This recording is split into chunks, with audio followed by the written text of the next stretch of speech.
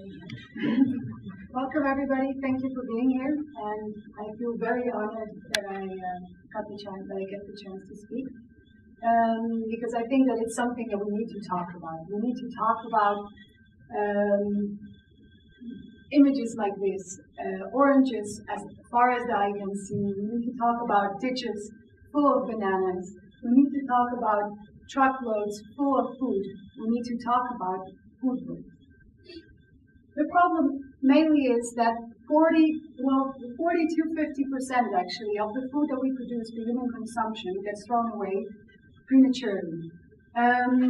It's a two-sided thing. You would maybe think that it's mainly in developed countries that this is happening, but it's actually divided 50-50.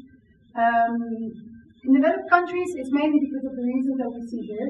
It's the aesthetics. We look at the cover of the book and we don't try, or we don't actually give the vegetable a chance before tasting it.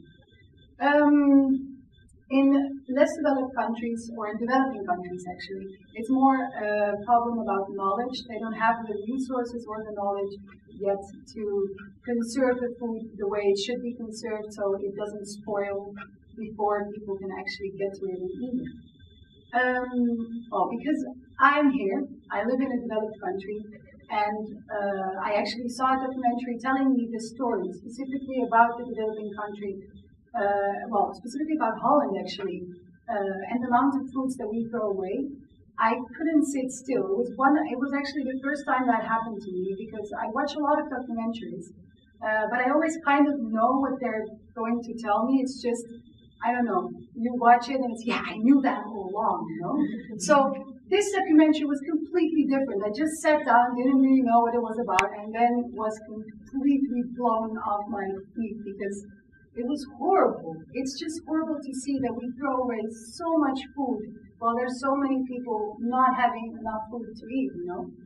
And specifically because of these reasons. Like, this is not a good reason to throw away bell pepper. It's not a good reason to throw away a banana because it tastes delicious, you know?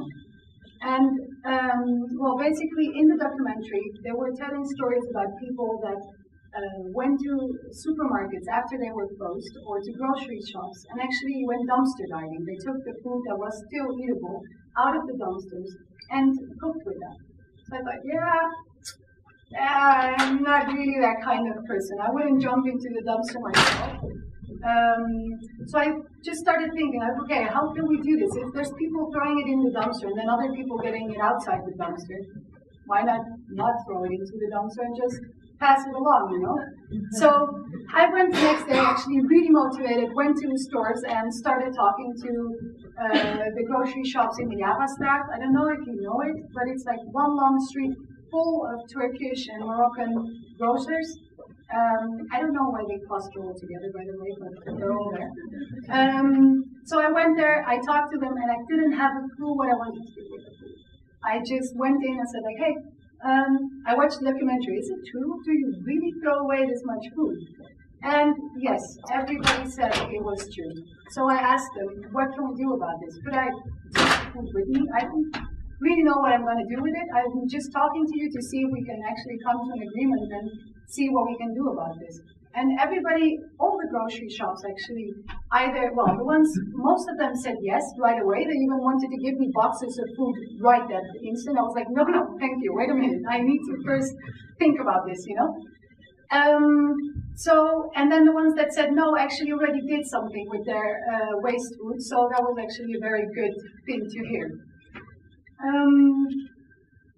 Out of the talks with the grocery shops, we started a project, very small. It was basically my husband who just walked out the door and going to the grocery shops and getting all the food that was left over with the car, and then driving all the way to the other side of the city, but where the now it's called the Vluchtkerk, then it was still a Vluchtelingenkamp, like asylum seekers that got denied their visa, and they were sleeping outside in very harsh conditions, in tents, and they had basically, no food, not enough blankets, not enough anything.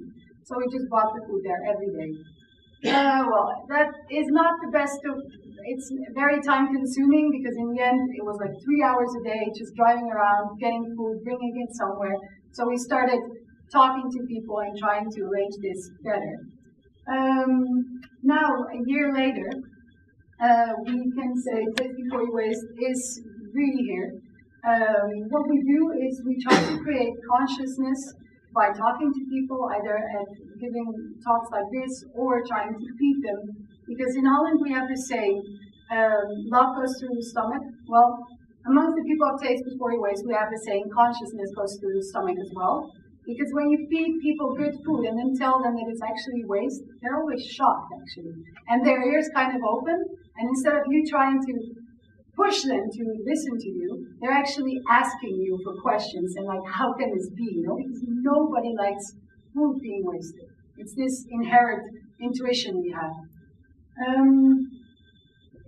So yes, we pick food up 5 times a week, and then 3 times of that it goes to different charities.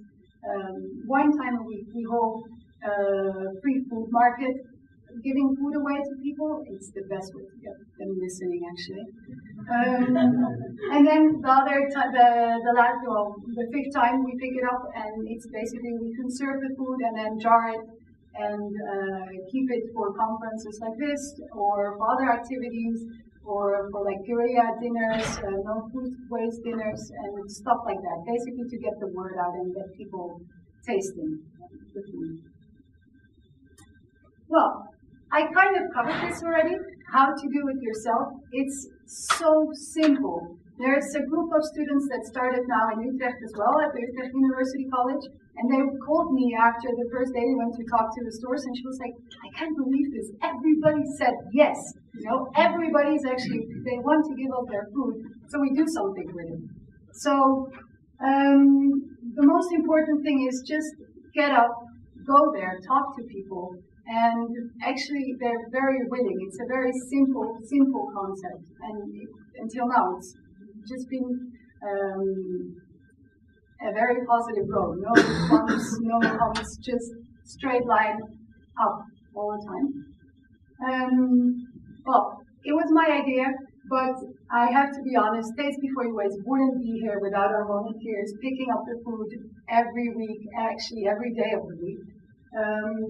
Without the grocery shoppers that help us even, like putting the food away, they keep it aside, they put it in the buckets, they collect stuff for us. And the farmers, you know, who instead of actually selling, this farmer could have sold the leftover food that he had for it to become cattle feed. And he was like, no, I'm not going to do that. I'll give it to you so you can cook at the conference and tell people what is happening, because this food shouldn't go to cattle. It should go to humans, because those are the ones that need the food and that it's produced for. And well, my last message is Taste Before You Waste wouldn't also be here without you guys, the people who listen and the people who hopefully after today maybe will think twice when you want to throw something away. Thank you.